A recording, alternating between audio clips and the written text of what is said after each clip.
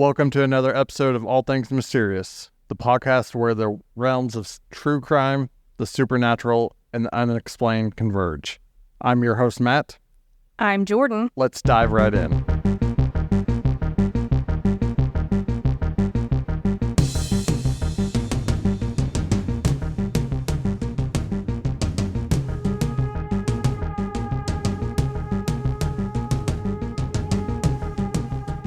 Jordan. Yes, Matthew. About time. Have you ever heard of a little-known place in England called Stonehenge? It doesn't matter what I say because you're going to throw something weird at me. I'm truly curious. No, you're not. I am. No, you're not. If I say no, you're going to say, and if I say yes, you're going to say, no, you haven't. We will wait here until you say yes or no. It doesn't matter what I say. You're going to throw something at me. Verbally. Well, I need to or maybe physically. I don't know. I need to know how much, or if you ever heard of it. It's important. I'm scared to say yes or no because you're going to throw something at me verbally and I'm going to get verbally abused. I'm going to be good today. No, you're not. I promise. No, you're not. Okay, fine. You guys get to listen to this firsthand. I'm going to say an answer. And if you edit this out, we will not find the body. Yes, I have heard of Stonehenge, as a matter of fact. Okay, so you haven't heard of it. Good. Fucking called it. I swear to God. It's been a while since we've done that. You're infuriating. Let's start with a little background on Stonehenge before we get into the juicy bits. Ooh, juicy bits. About stones. Yeah. Stonehenge is a prehistoric monument located in Wiltshire, England, and is one of the most famous landmarks in the United Kingdom. Fun fact, for some reason I always thought it was located in Scotland. It feels like it should be. Like, does it feel like that's a Mandela effect where... It does. It feels Scottish, yeah, but it also does feel English. So all right. England, I don't know. I don't know. It does weirdly feel Scottish, though. So I was like, England, what? I thought it was in Scotland. I don't know. Weird. Anyways, it consists of a ring of standing stones, each around 13 feet high, 7 feet wide, and weighing approximately 25 tons. That is a lot. The stones are set within earthworks in the middle of the most dense complex of Neolithic and Bronze Age monuments in England, including several hundred burial mounds. As you do. Yeah. I mean, if you're going to have a bunch of stone monuments, why not have a bunch of burial grounds? Yeah, like I said, as you do. Sounds like a plan. That's what I would do. It's exactly what I would do. Do you know when it was built? I have literally no idea, except I'm going to assume they're really old. Should we do a test? No, I'm going to assume it's... Throw out a number. No. And I'll give you a hint. It's BC. No. Or BCE. Well, yeah, I'm BC. I'm going to say, I don't know time. Give you another might be right around the time that we're talking. I don't know what time it is. 1900? I meant the year, but...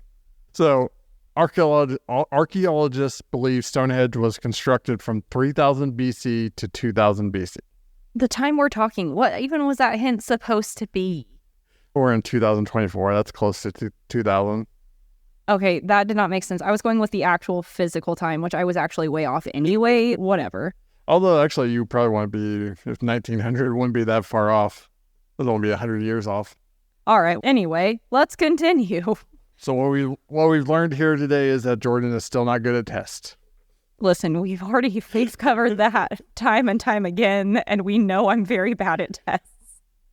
The site itself is much older, with evidence of early monumental structures dating as far back as 8000 BC. Its construction is all the more remarkable given the Neolithic builders transported the larger sourcing stones from local quarries and the smaller blue stones from Preseli Hills in Wales, nearly 150 miles away. It's hard to imagine how they transported that. Like... Yeah. Aliens, of course. Yeah, that's your go-to, always. But yeah, it makes it more impressive. Because the larger stones, 25 tons. Smaller stones are probably half that, maybe. But still, that's still like 15 tons. At least. That's huge. That's 150 miles. even if aliens weren't involved, like especially if aliens weren't involved, just imagine, I'm going to say slaves and horses and I'm going to guess oxen. Is that plural? I think that's right. Oxen. I was like oxes. That's not right. Oxen. Just think of how many had to be involved in that. And how long it would take. Walking 150 miles with the 15-ton stone. I would walk 500 miles. Sorry. But still, that'd probably take a year. And there were how many stones? There's a lot of stones. Yeah. We'll get into that later. You don't know how many stones. I'm thinking there's... It's in here. I think I've... More? I don't know. I'm imagining it in my head. We'll get it, because this is just a basic overview for now. We'll get into more details. I will let you get into more detail later, I guess. The significance of Stonehenge lies not just in its archaeological achievement, but also in its mystery. Its original purpose remains a subject of speculation and debate. Theories range from astronomy, whatever. Why can't it astronomical observatory? I am just about to cackle over here. I did so good today. Astronomical observatory to religious site, ceremonial grounds, or a place of healing. Its precise alignment with the summer and winter solstice suggests that it played a significant role in marking seasonal events, which is actually pretty interesting. That is interesting. Stonehenge's significance extends beyond its constructions and theorized purposes. It is a symbol of Britain's prehistoric past and a testament to the ingenuity of its builders. It has been legally protected scheduled ancient monument since 1882 and was listed as a UNESCO World Heritage Site in 1986. Stonehenge continues to hold cultural and spiritual significance for many, including members of the modern Druid and pagan communities, and it attracts visitors from all over the world. Yeah, that makes sense because everyone's just, wow, these are bizarre. Yeah. Yeah, no, I would love to go visit it, honestly. I mean, I would too, just because, I don't know, it's mysterious, but it's also really cool and just so old and otherworldly. We should record a podcast at Stonehenge. We're broke. Thought I would remind you. Let's talk about the discovery and early studies of Stonehenge. The first recorded studies of Stonehenge date back to the medieval period, but it was not until the 17th century that antiquarians, there you go. But it was not until the 17th century that antiquarians, I don't know, whatever. That word that you can't pronounce. Yeah. Great, got it. Like John Aubrey and William Stuckley conducted more systematic studies. Aubrey is credited with identifying the Aubrey holes, circular pits within the site, and was among the first to propose that Stonehenge was a religious site. Stuckley furthered this idea, suggesting Stonehenge was a Druid temple, a theory that has been since debunked, but was influential in shaping early perceptions of the monument. It could be, especially back then. It seems like just about everything was focused on religion. Yeah. Because that's all they had. Druid temple just feels right. Or a Druid monument or something. I don't know why. It just feels right. But apparently it's not. So. Gotta do what you gotta do. Early theories about Stonehenge's purpose were heavily influenced by the cultural and religious preconceptions of the investigators. Besides the Druidic temple theory, others speculated it was constructed by Romans, Danes, or Saxons, or for astronomical or calendrical purposes. That makes sense. Lining up the stars and stuff to look up dates, to see dates, to know what time it is, what day it is. Maybe. Seems like a really lot of work to make a calendar. Yes, that makes sense, but it does line up with the solstices. Yeah. Which makes sense-ish. I don't know. Yes and no. I get it, but I don't, because yes, it does, but at the same time, I feel like there should be more to it than that for some sort of calendrical purpose. What if I told you that we actually know why it was built? Do we actually? No. Matthew, threw off. Had you going for a second, though. I was like, wait, do we? These early interpretations, though speculative, laid the groundwork for the archaeological scrutiny that would follow.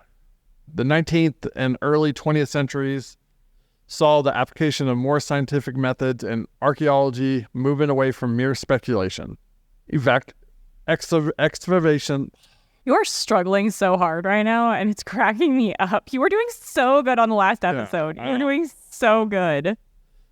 Excavations by William Galland in 1901 and later by Richard Atkinson, Stuart Piggott.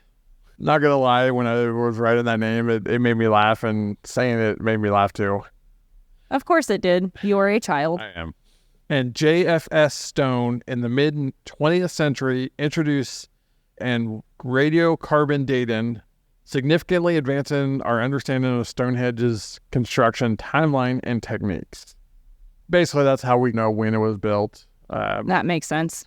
The latter half of the 20th century and the 21st century have seen a dramatic evolution in archaeological methods applied to Stonehenge.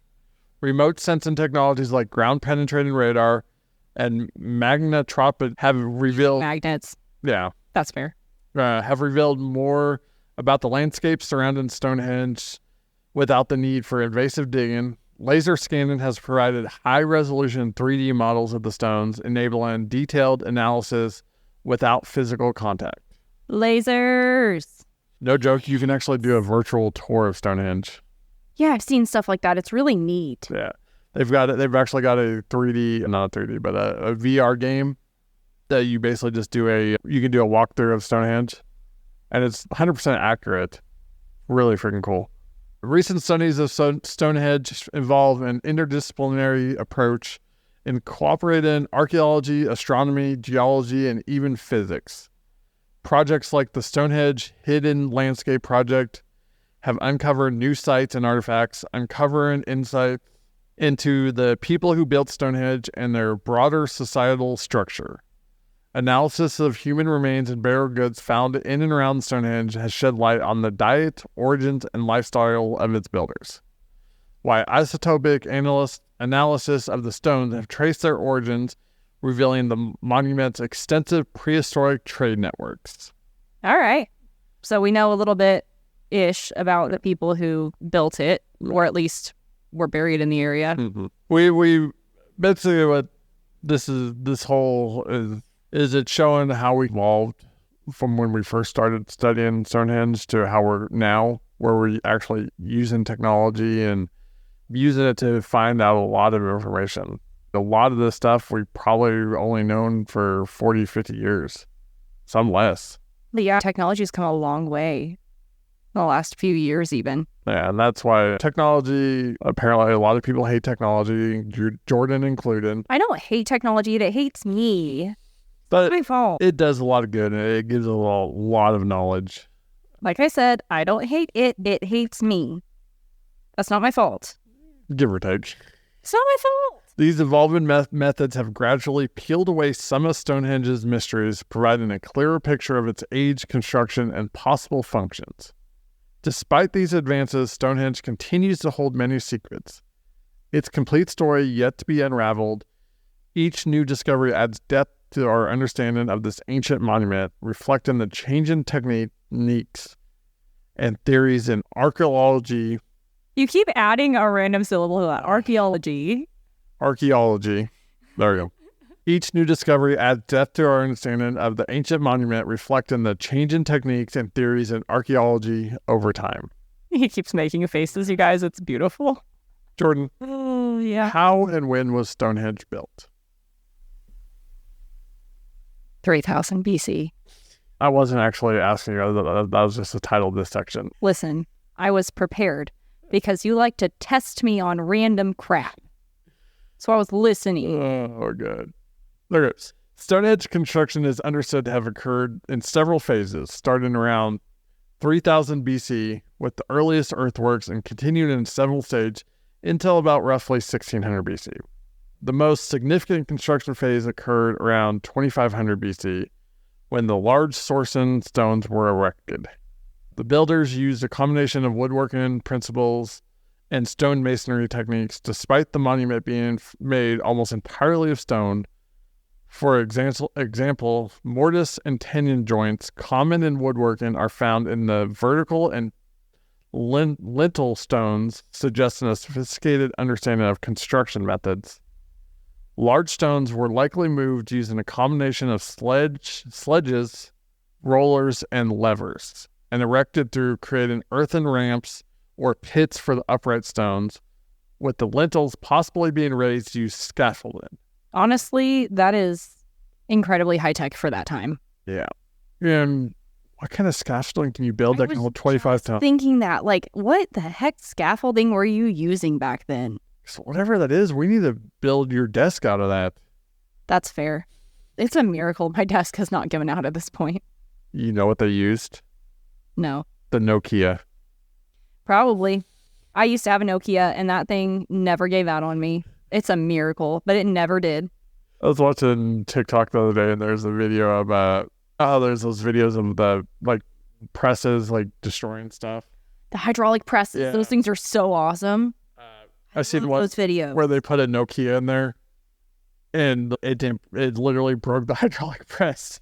Yes. Obviously, it was a doctor thing, but it was just so funny because it's like it puts like other. Right. It starts out by putting like other phones in there, and it destroys it, and then they put an old Nokia in there, and it just the whole friggin' press just like blows up. It's a Nokia. It will outlive all of us. I don't think I've ever heard of anybody actually breaking a Nokia. I used to have one in high school, and I remember being in marching band. Yes, all of you. I was in marching band in high school. You're welcome.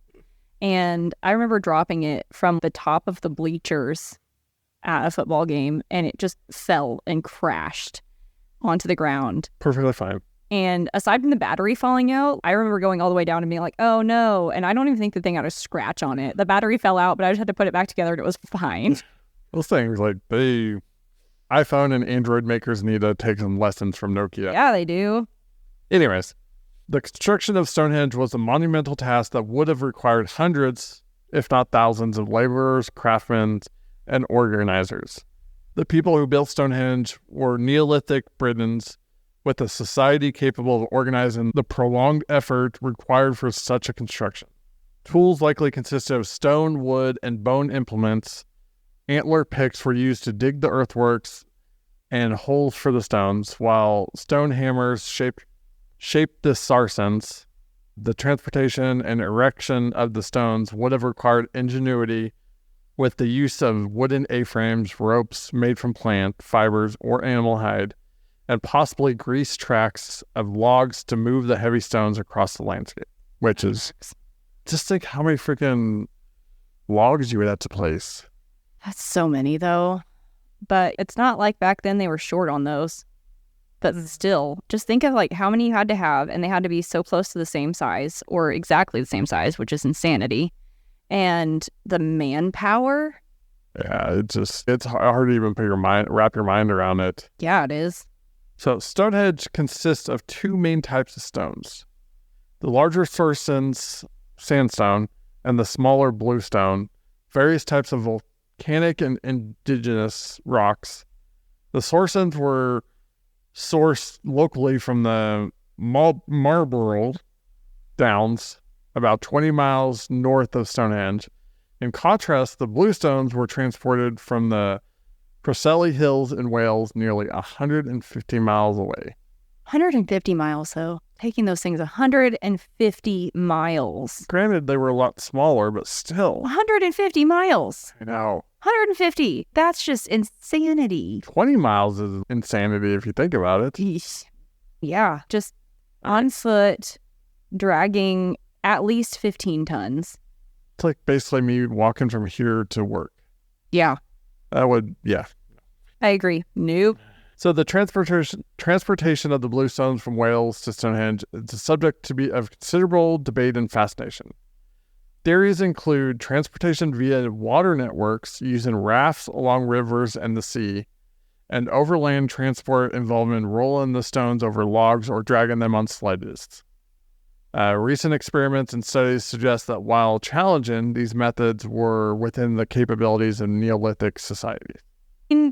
it makes sense. This just seems so out of their depths. But obviously it was, because it exists. Aliens.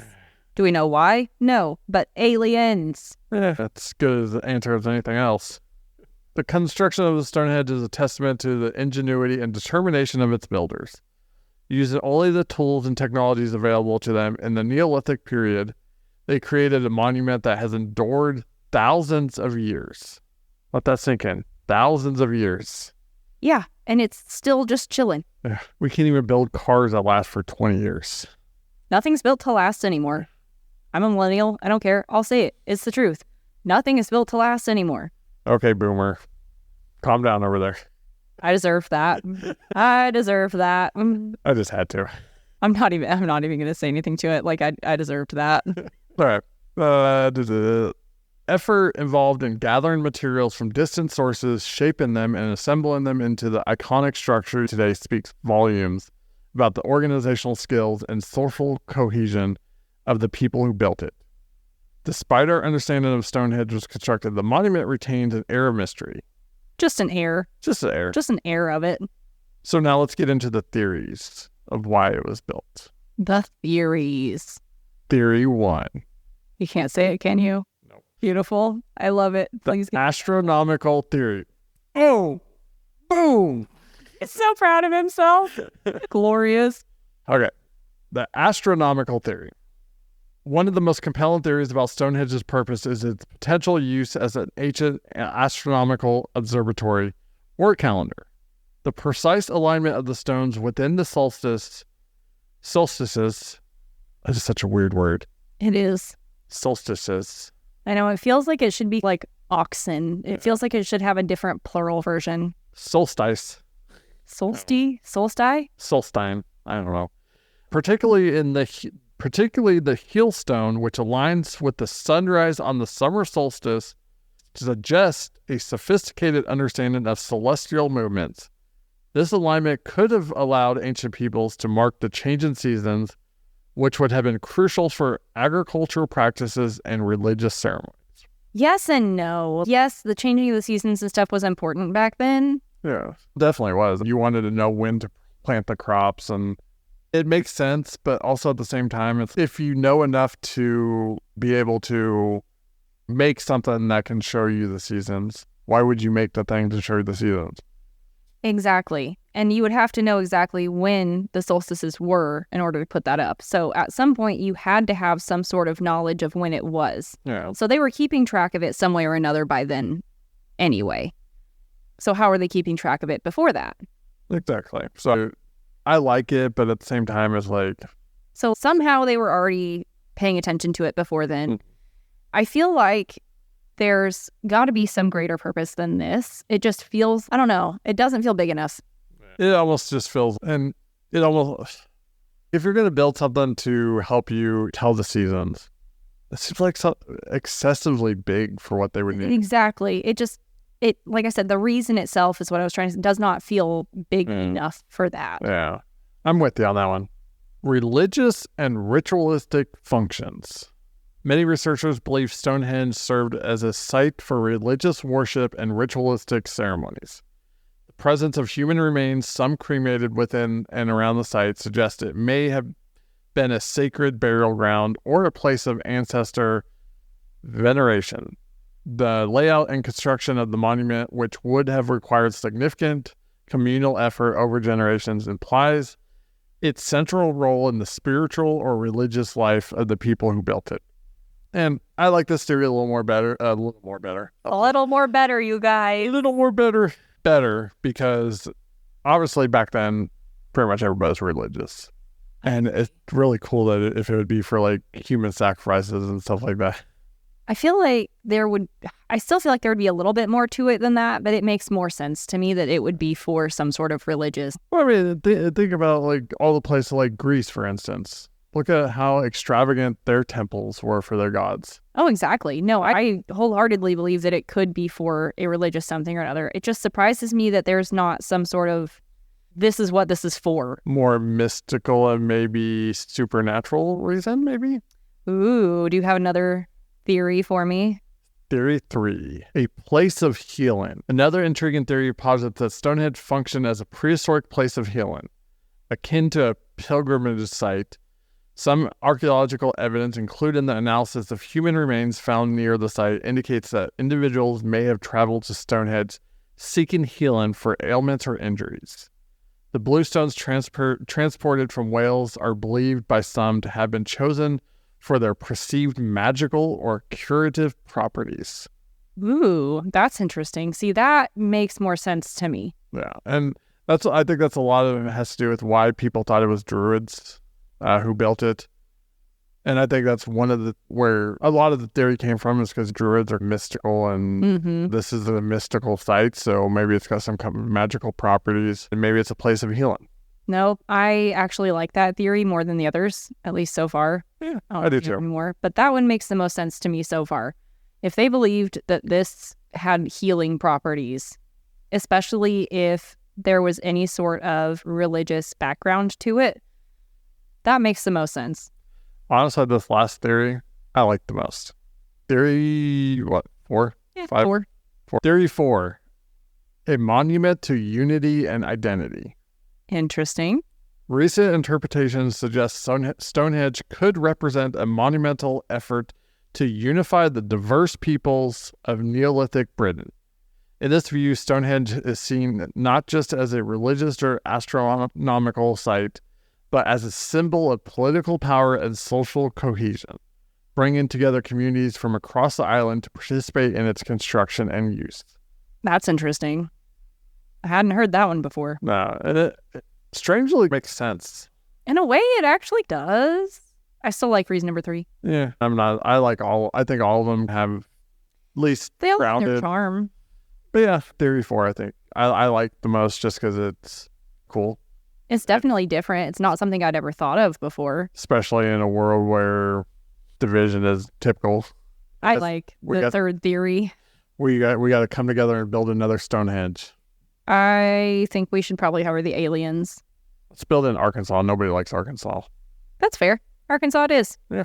All right. Arkansas, we're going to borrow your state so we can build a monument to... You know what? No, I've changed my mind. Let's build it in one of the Dakotas because they don't have anything. I keep forgetting Dakotas is the North and South Dakotas are actually states. I know. There's nothing there. Let's give them something. They have nothing. Rhode Island. No, but people there are so mean.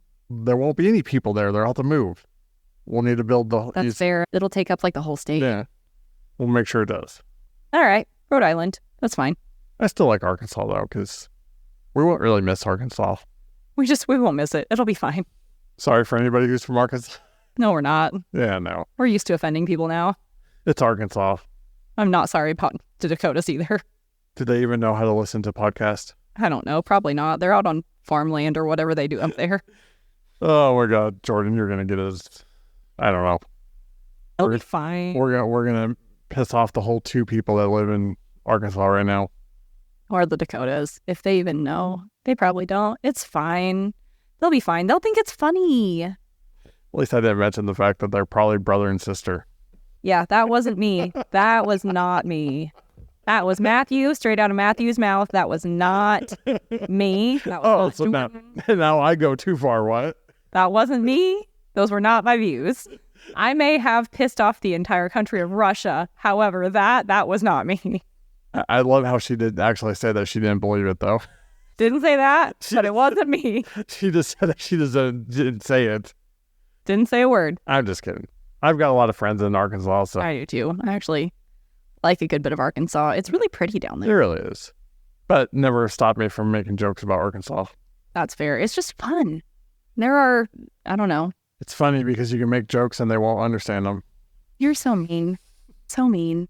Why do we continue making enemies of states that live literally so close to us? I don't know. I figure we might as well add to our resume of people that hate us. All right. We've got Florida, Oklahoma, Arkansas, probably the Dakotas, Russia. That's not a fun one. Oklahoma. Did I say Oklahoma? I thought I said Oklahoma. I thought you said Oklahoma. Definitely Oklahoma. That was like the very first one. No, Florida was the first. No, it was Oklahoma because it was... No, Florida was the first because that was the Roanoke episode. Yeah, that was the first. Yeah. when I was like, yeah, Florida's not even a state. Whoops, my bad. I think I said nobody wants to go to Florida anyways. Yeah, it was fine. Yeah. Good times. If you haven't listened to those episodes, feel free to go back and chime in and be like, this is how that went. I still stand by that. Or the nightmare. Fine. Expensive. We just have a real good time making enemies. I don't know. I don't know, but we love everybody.